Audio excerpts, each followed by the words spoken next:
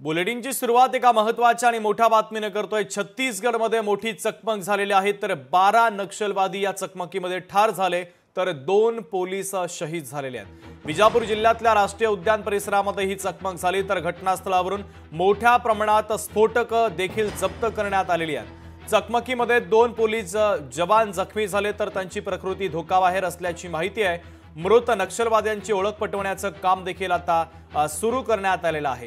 एका मोठ्या कारवाईच्या संदर्भातली सगळ्यात महत्त्वाची आणि मोठी ब्रेकिंग न्यूज आपण पाहतोय। छत्तीसगडमध्ये ही मोठी चकमक झाली, तर या चकमकीत 12 नक्षलवादी मारले गेलेत, तर यामध्ये 2 पोलीस कर्मचारी शहीद झालेले आहेत। विजापूर जिल्ह्यातील राष्ट्रीय उद्यान परिसरामध्ये ही चकमक झालेली आहे, तर घटनास्थळावरून मोठ्या प्रमाणात विस्फोटक साहित्य देखील जप्त करण्यात आलं।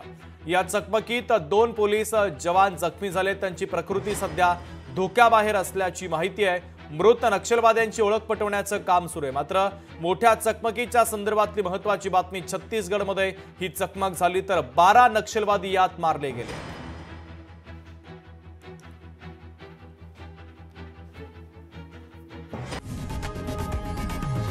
लोकशाही मराठी ऐका, पहा, जागरूक रहा।